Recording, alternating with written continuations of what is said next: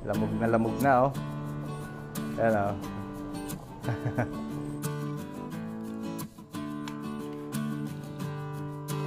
Ayan, ang ating sinampalukang pata ng baka.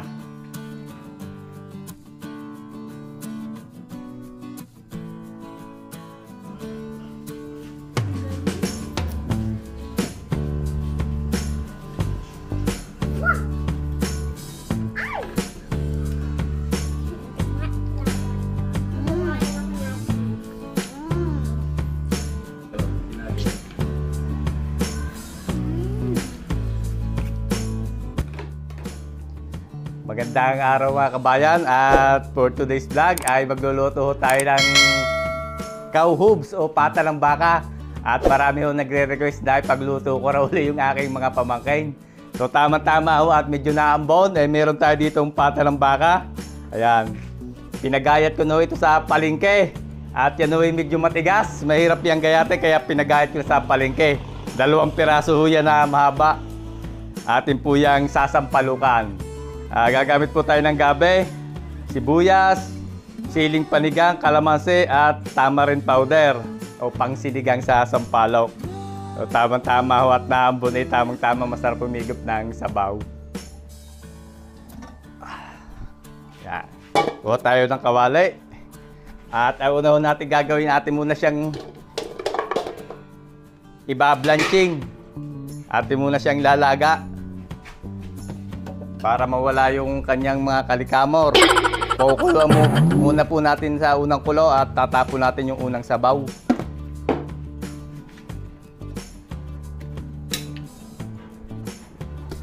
Lagyan ho natin ng konting asin. Yan.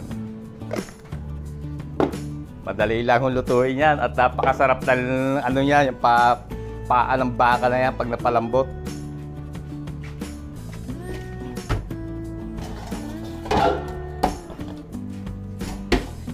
Takpan ho natin para mabilis kumulo.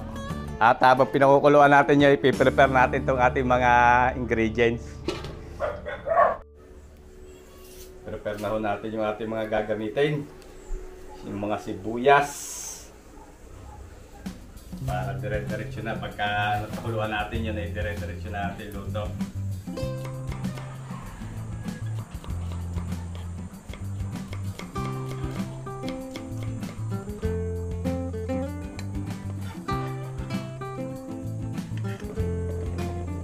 Gasa natin yung sili.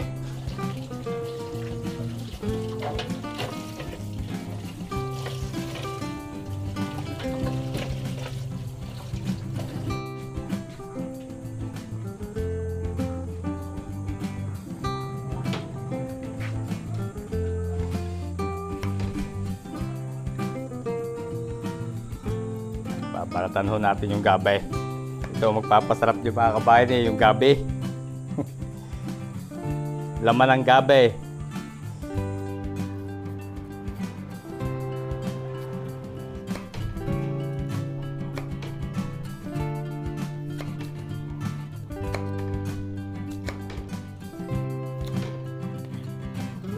Hihatin muna natin yung gabi bago natin hugasan. Ayan. Hugasan natin maigi ang gabi. At baka makate.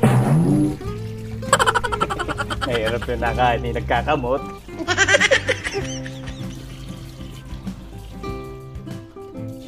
Yan, lagyan natin ng tubig para hindi umitim. Diyan, nakulo na. Ating pong hanguin at ating tatapon yung sabaw, tapos hugasan uli natin. Ayan, diretso sa strainer.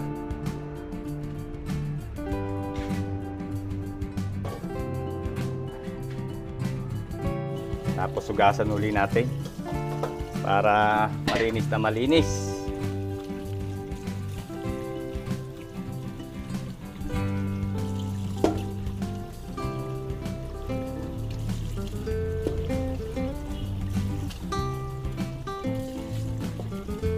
Hirap ito, dapat hugasan natin na maayos at tinatapak ito sa putik. Kita mo ang baka. Pagka ang baka ay Nakalusado yun eh, kung ano niyayapakan ito eh. Kaya hugasan natin maigi paa.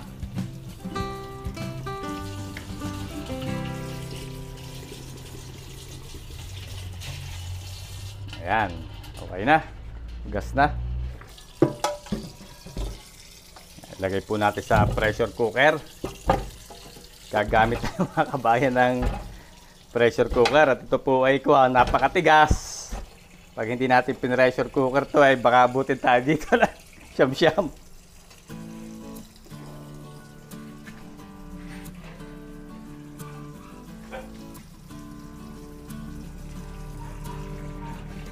Tubigan natin ng mga kalahati. Yung abot siya ng tubig. Mataas na kalahati. Yan. Okay na po yan. Salang na natin. Yan, salang na ho natin. Yan, timplahan lang po natin ng asin. Yan, konting asin. At mamaya na po natin dadagdagan ng timpla niya pagka kulang pa. Malagay, mapalambot muna natin. Takpan na natin. Yan. Yan, pagka ganyang nag-nonosel na o nasirit ang mga kabayan, orasan na natin. So, 30 minutes hanggang 40 minutes po yan.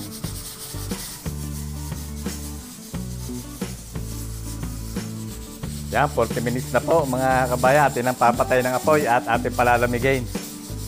Hintayin natin mawala yung pressure bago natin buksan.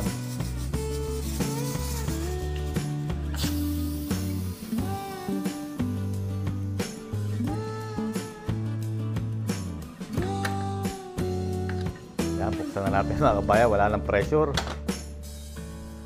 Testingin po natin kung malambot na. Malambot na. Lumitaw na mga gatay, lo. Buhayin uli natin ang apoy. Dagdagan po natin ng kaunting sabaw.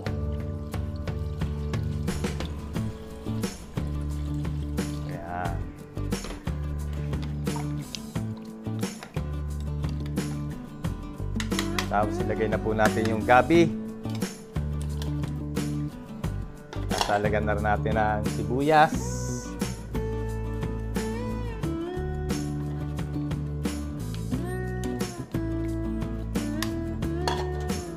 At yung ating tamarind powder.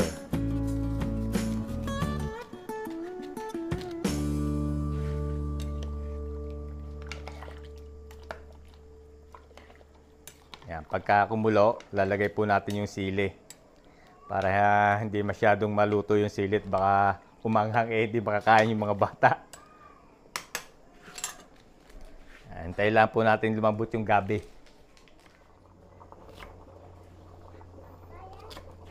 Habang pinakukuluan natin yung mga kabay, gagawa tayo ng sausawan. At laso ko'y paluto na yan. Gaya to tayo ng sibuyas. At lalagyan din ho natin ang kalamansi. Pisaan natin ang kalamansi.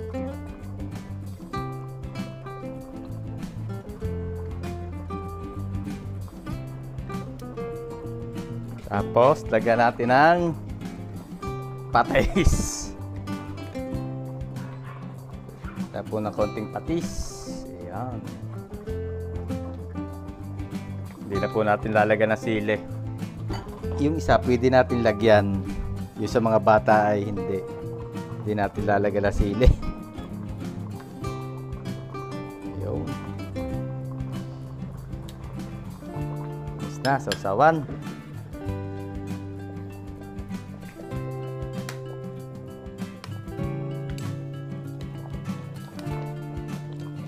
Kuluang-kuluang. Oh, nalapot na ng sabaw. Lapot na. Tingnan natin po kung malambot na po yung ating Ay, kuha tayo pagkara. Malambot na yung gabi. Yeah, pwede na. Lagay na po natin ang siling panigang. At okay na po itong ating sinampalukang pata ng baka. Oh. Bango. Tsaka malapot mga kabayan ng sabaw, oh, lapot.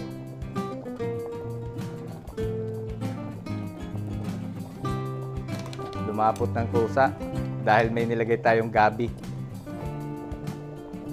Okay na ho ito. Oh. Lamog na oh. Ayan oh. Patayin na natin ang apoy at ating hahanguin. At tatawagan na natin mga kabayan yung mga bata at salo-salo kami kakain. Hanguin na natin. Tamang-tama mga kabayan ng sabaw nito, mainit-init. Nakalasa sa buto.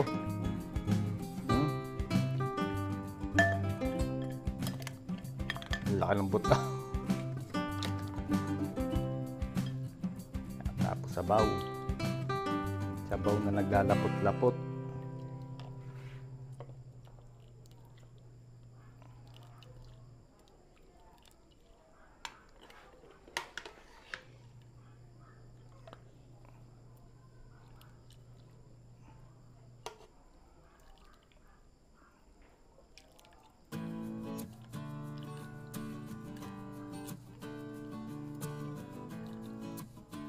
Ayan, ang ating sinampalukang pata ng baka.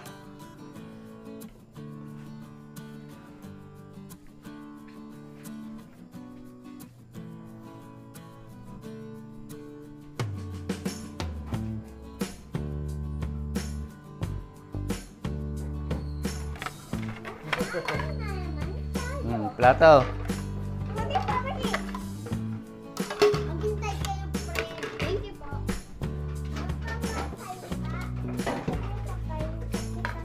Ako nasasandok na yung kanin, wait lang.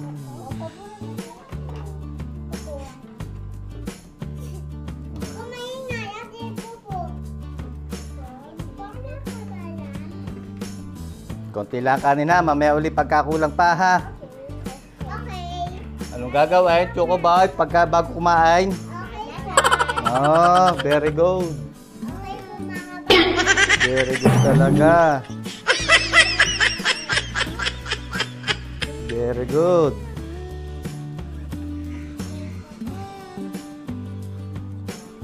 Tayo, maghuhugas din ako ng kamay. Ano ka kayo? Magkukutsara, magkakamay? Naghugas kayo ng kamay? So yan, mga kabayan, kain ho tayo at kasama ko lang ang aking mga pamangkin. Yung iba ho ay, hindi nasasama at medyo malalaki na inahihiya na. Nandito si Iya, ayan, si Ashley, si Meme, Panpan, at Chocoboy! Ang pagbabalik ni Chocoboy at ni Panpan at ni Meme. So ano gagawin natin mga bata bago tayo kumain? Pray na tayo, pray na.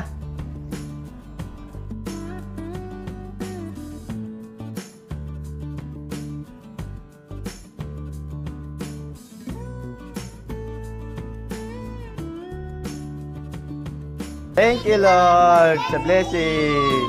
O, kain na ako nasasandok. Bibigyan ko ng tigi-tigi isang tipak. Oo, aray ka, Chocoboy. Chocoboy, pag tinubos mo, lalaki ka agad, ha?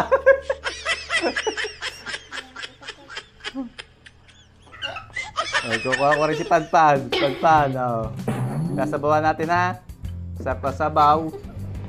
Oh, very good. Ay.